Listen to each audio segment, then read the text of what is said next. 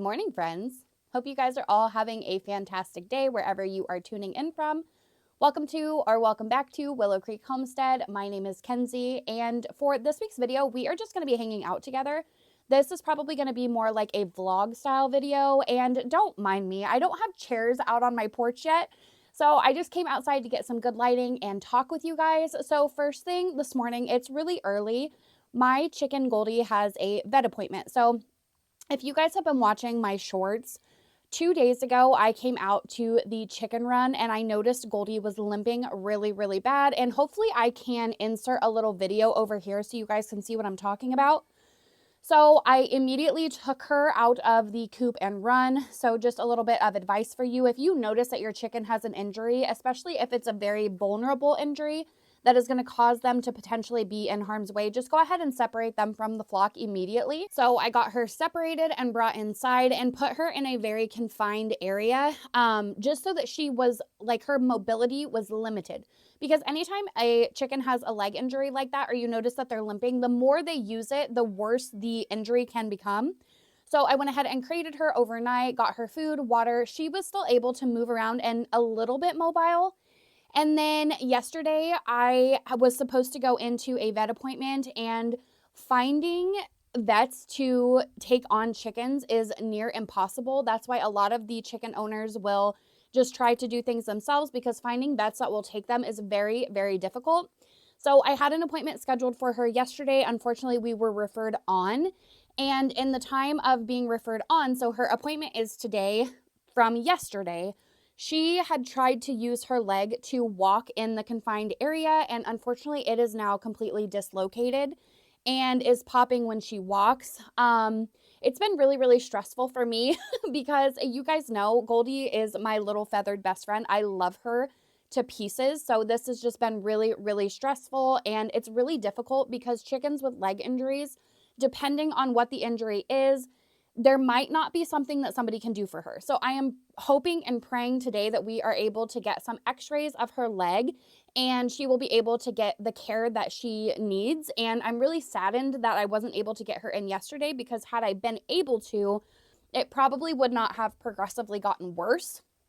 So that is on the agenda first thing in the morning. We need to load Goldie up and get her to the vet and hopefully get a treatment plan arranged for her. And like I said, if you own chickens, you know, like, there's just that one chicken out of the bunch that is just, you know, your heart chicken, and Goldie is definitely that for me. So this whole ordeal has been really, really stressful. I am hoping and praying that I do not get some devastating news today. I'm hoping that they are able to help her, and I would show you her and kind of like go over that, but anytime that I have been in there with her, she wants to stand up and come over to me. Unfortunately, her mobility is pretty limited. Like, she hasn't really tried to stand up and walk, but if I go over to her, she does try to do that. And I don't want her to do that right now, as sad as it is, because I want to be in there, like, holding her and petting her and giving her lovin's. It's not for the best right now. For the best is just for her to relax and keep it very, very easy, not to put any more pressure or strain on her leg. So otherwise, I would take you guys in there and show you Goldie. But hopefully I can get a little bit of footage at the vet clinic. I don't know if they're going to let me do that. If they don't, I will meet you back as soon as we get done, and we'll kind of go over that together, because this is the first time I've ran into it. So if you are also dealing with a chicken that maybe has a sprained or dislocated leg, hopefully I can give you some good information on how to handle it. I know a lot of people don't take their chickens to the vet. I do. I have the money to do so, and I don't feel comfortable trying to treat that on my own. So that is the plan. So let's go get Goldie loaded up. We have approximately 30 minutes before we need to be there, and let's go get her seen by somebody that can hopefully freaking help. So I just got back from Goldie's vet appointment a little bit ago. I would have filmed right after, but I had my father-in-law and my husband's cousin over here working on the house. So I did go ahead and pop dinner in the oven, and we'll go over that and kind of show you what I'm doing for sides and things. But I actually ended up scheduling a vet appointment with a accredited avian veterinarian, which I did not know whenever I scheduled it. So his name was Dr. Hentzel, and he is located in Fort Madison, Iowa. I will leave all of his information and number and everything down below, because I know chicken veterinarians are just so incredibly hard to find. It's near impossible to find somebody that will even take them. But some really interesting backstories on him specifically. So he came up under one of the godfathers of avian medicine, and his name was Dr. Lafarber. So he was schooled and taught by him as well, which was really, really cool. He was showing me sketches and books that he had passed down to Dr. Hentzel. So just really, really awesome stuff. He was so knowledgeable, so compassionate, just absolutely wonderful. If I could give them a score on 1 to 10, it's 100. That is how amazing that entire experience was. So unfortunately, Goldie does have a dislocated hip. So, and she's got some ligament damages. I originally thought that the prognosis for Goldie was going to be much worse, but he seems to think that she can make a full recovery.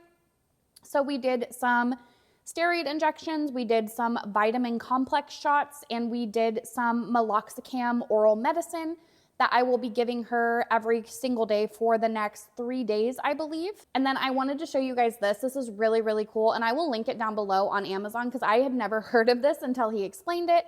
So this is just a vitamin complex that was created by Dr. Lafarber himself. It contains all of the essential vitamins and things that are necessary for your birds to thrive, which is amazing.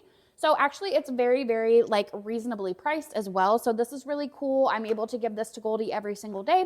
And I'm also able to supplement that to my other birds as well. So really, really awesome. I was really nervous that I was gonna go there and not really have good information or just be told that she's gonna need to be put down, because that is what a lot of people were saying that I was reaching out to. So really, really happy that her future looks a lot brighter, and now I can stop crying and worrying about it. So that is absolutely fantastic, and I just wanted to keep you guys updated. My daughter has been begging me to do zucchini bread, and this is from this year's garden. I just shred it in the shredder, and then I package it up and put it in the freezer. So we are also going to be making some homemade zucchini bread as soon as this de-thaws. I have a really, really good cabbage bake in the oven that I'm actually gonna check on right now. This recipe I've posted about many times. It's super, super easy. And once I get it out, I'll walk you guys through it again because it's only just a couple ingredients, but it is absolutely delicious.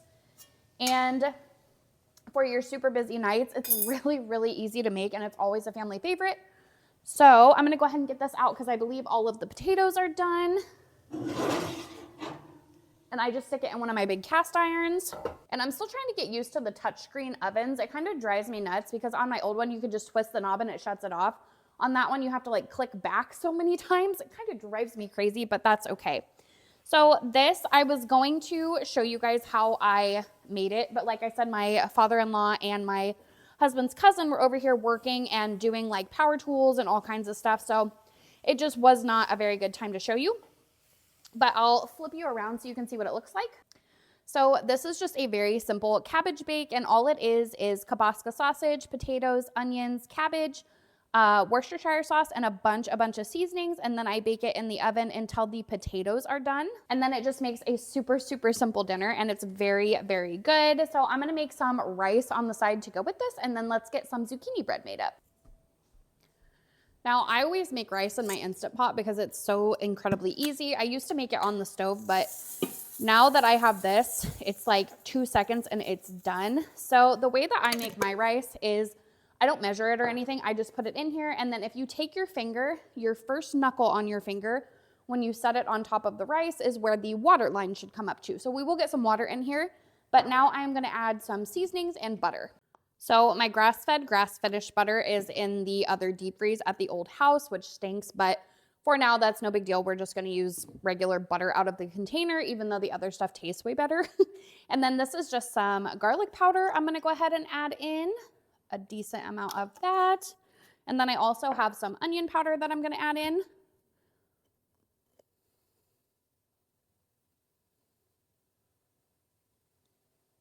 Get all of that incorporated. I love these little wooden things to put on the mason jars. They look so cute, but sometimes the silicone bands in them fall off and it's a pain in the butt.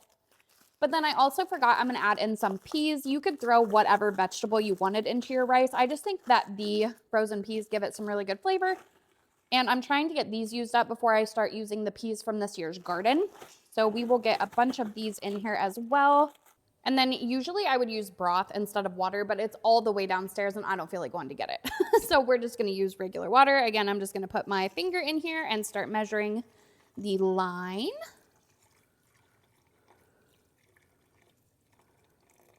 And that is about perfect. Okay, and then I'm just gonna set the lid on and I'm gonna hit rice and then we just let it do its thing. Okay, so our rice is totally done. Let me show you. It's beautiful, super light and fluffy. Every single time, I love using the Instant Pot. But now we have to run out to the end of the driveway and go pick up my daughter because the bus is about to drop her off. That is actually one really cool thing about living out here is the bus comes right to our house every morning and every night. So I just have to walk out to the end of the driveway and go meet the bus. And it's some pretty good exercise every day, you guys, because look at how long the driveway is. We have to go clear out there. Hi, guys. They're like, Mom, bring us treats. I don't have any treats right now. I'm sorry. We got a little bit of rain here today, you guys. It hasn't rained in a long time. And now we wait for the bus. But isn't it absolutely beautiful out here, you guys? So peaceful, so nice. I love it so much. I was actually looking at the garden as I was walking by. I've had to do a lot of tilling recently and I've laid out some weed fabric on all of the rows. So as soon as I get that done, sorry, I'm out of breath. I swear I'm always winded every single time that I go to like do the transitions for these. It's like, oh my gosh, like that's a pretty decent walk really. But I laid down a bunch of weed fabric. So I'll give you guys a garden update here soon and kind of go over the plans for next year because I have thoughts. And I want to go over it with you guys. And I just thought it would be fun to give you guys an update on like the space and everything while nothing is in it. So yeah, we still got that to do as well. Mommy. Hi, Sissy. Okay, got Sissy. Hi, guys. Did you see me go off the bus? Yep, they did. Tell them how your day went. Oh, show them your Labubu, Nova. Oh, yeah. Does anyone know what Labubus are? I'm sure they have heard of them. They're all the rave right now. Wait. Leave them in. If you know what Labubus are, tell us in the comments below. Tell us in the comments below if you know what Labubus are. She watches this show on YouTube, like kids YouTube, Carly. And that's what she says all the time is tell us in the comments if you know what this is, doesn't she? All right, so we're going to go inside and finish doing up some baking. Oh, you want to show them your outfit? Cute. This is my backpack. So cute. And I have this little toy. Yeah, you love your Labubu, don't you? Yeah. So after I got Novalyn off the bus, I went back in and got started on this zucchini bread. And I'm not going to go through the ingredients individually and like how I'm making it because I will leave all of that for you down below. But I am just using my favorite recipe book. You guys have seen me talk about this one. I found it on Amazon a couple years ago. And it's super, super nice because you can write down recipes. So, like, if I'm filming and stuff and I can't get on my phone to see a recipe, I can handwrite them in this book. And it has little dividers and things in it. They make really, really good gifts. So I will leave it down below. If you have been following for a little while, you know I accidentally somehow ended up with 13 zucchini plants this year.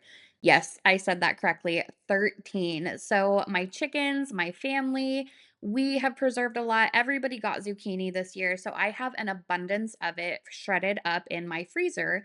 And it comes in handy for things like zucchini breads. And then I also preserved it in like chunks to add to stews and soups and things. And I do many different varieties of the zucchini breads. I've done this in muffins as well. That's a really, really good breakfast idea. You can also incorporate different fruits and nuts and things in this. I typically don't add the walnuts in my zucchini bread, but that is definitely an option. You could do blueberry zucchini, you could do strawberry zucchini. The options are really endless with this, which is why I love having it on hand. And then I also found some of these little mini zucchini tins at Goodwill, and I just thought that they were super cute and really, really convenient for my daughter to take the breads and things that I bake with to school for lunch. So here is all of them done. So there's the big one and the small one. And as you can see, my daughter could not wait to get into it. And then here is also my husband's plate with the cabbage bake, rice, and a slice of zucchini bread. And it was just a really easy, simple dinner on that night. And then here is the next day. I decided to go out and clean the coop. And look at this, you guys. I thought I got all my chickens out and Goldie was still hiding in there. This is actually before she ended up injuring herself. But I had not cleaned the coop out since we moved here. And I did kind of like a poll to you guys on whether I should do bedding or sand in my coop. I know a lot of you guys have resorted to doing the sand in your coops, and I may switch that later on down the road, but for now, I'm just sticking to the bedding. So I did go ahead and get it all scooped out, and then I'm just adding all of this into my compost pile. And I really need to get a smaller wheelbarrow. The big wheelbarrow is really nice because it holds more, but my gosh, is it a pain in the butt to lug around? And then after I get like the majority of the bedding out, it doesn't have to be, fancy or anything like that. I'm just getting the majority of the old bedding out. And then I am going to go ahead and kick around this new cedar bedding. And for my coop, it takes about 2 bags, and these bags are roughly $10 a piece. So $20 every time in bedding that I need to clean and refresh the coop, which I guess I don't think is that bad. You can use pine bedding if you would like to. That is a little bit cheaper, but I don't think that it helps with the smell as much. So here is this all done, and that little container is one that I made just for their grit to have on the side, and then their oyster shells are out in the run. But I am going ahead and adding sand into my run where the tarps are covering. I do need to finish tarping the entire top of my run, but I just wanted to give the sand a try in a little area and see kind of how I liked it. And this is contractor sand, so you don't want to use play sand because it can get lodged like in your chicken's stomachs and throats and things. So make sure it is contractor sand, but it has been a couple days since doing this, and so far I have really, really enjoyed it, and my girls have too. So the plan is to definitely finish doing the flooring all in the sand, and I just think it makes it look a little bit more aesthetically pleasing, and it will definitely be easier to clean. So here is Goldie again. She's usually attached to my hip, and this is the end of doing those chores. So, to end this video off with you guys, I thought we could do a quick Goldie update because it has been about a week since I took her to the vet and did all of those updates with you guys. So, let me get you flipped around so you can see what Goldie is looking like, and then we will discuss some of the updates. So, here is Miss Goldie. She has just been out in this little pop up in my garage enjoying some recovery time. And as you can see, she is still not wanting to put that much pressure on this leg. She does kind of hobble around. It has gotten significantly. Oh gosh, she's trying to jump up. Goldie, do not.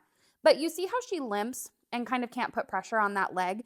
It's better than it was, but she still is pretty unable to use it. Okay, we're gonna have to talk and do an update with this like zipped up because she is trying to jump out. She wants out of this pop up so bad, and I feel terrible about it. But just so you guys are aware, I forgot to include this like whenever I was going over the information. So Dr. Hentzel seems to think that this was caused from my rooster Tank. He is a light Brahma rooster and is significantly larger than all of my other hens. So moving forward, that is something that I am definitely going to have to keep in mind, especially if an incident like this happens again. We probably will not be keeping Tank. Although him being huge is very, very nice for protection, it's not good whenever he is harming my girls. So I definitely just wanted to add that. If you are going to get a rooster, maybe don't make the same mistake that I did and get a humongous rooster and pair him with your smaller hens, because that's a really unfortunate injury that didn't necessarily have to occur. And I'm not saying there's anything, wrong with it necessarily. Like it can just happen. It might not have anything to do with his size. He may have just been really rough trying to mount Goldie. But Dr. Hentzel seems to think that that is what caused it based on her injury itself and how her hip is kind of rotating. And then I also wanted to go over really quickly kind of just some at-home things that you can do whenever your chickens dislocate their hips. So if you can determine, in fact, that it is a hip dislocation and is not the leg, and the way that Dr. Hentzel was able to determine that with Goldie is basically whenever she was walking, she was limping like up and down directly, which is a hip injury and not a leg injury. So once you notice that, the first and foremost thing that you're going to want to do is obviously separate your chicken from the rest of the flock. Now, Goldie did receive some steroid injections and the meloxicam and things that I went over, but those are not necessary for the healing process. So if you cannot afford to take your chicken to the vet, separate them from the flock. Make sure that they have access to plenty of fluids. If you can buy a vitamin complex like the one I'm going to leave down below, that is, just an added perk for them. And make sure that their area that you are putting them in is not like super large. You want to limit their mobility as much as possible. But other than that, there's really nothing you can do for your chicken that has a dislocated hip. It's just about giving them time and access to good things and just allowing that injury to heal on its own. So I honestly thought that we were going to get some devastating news a week ago, and Goldie has done great, even though she's been limping along. I mean, it really is unfortunate, obviously, but I think she's going to be just fine. So these injuries will heal on their own as long as you take the steps to kind of help them along. But I definitely wanted to make sure that I was giving out some information from my vet because I've never ran into this before. And, you know, I'm sure there are going to be many other people out there that are going to run into the same exact issue that I did. So hopefully that helps you guys. And if you have any additional questions, always feel free to leave them for me down below. Sorry the garage is so cluttered for the background. We are still in the process of unpacking. Like, it literally just never ends around here. So this is where Goldie has been, and this is just kind of the background that we have to work with for the moment, but that is totally okay. I just wanted to go ahead and give you guys a week update and just say thank you guys so much for the kind words and support in regards to Goldie. I love her, my husband loves her, and my daughter loves her, and it would not be the same around here without her. So really, really happy that all has been well with her and she is healing. But that is gonna wrap up this week's video. You guys know, thank you guys always so much for watching. I love and appreciate you all so much. I hope you guys have a fantastic rest of your week. And as always, I will see you in the next one. Bye, friends.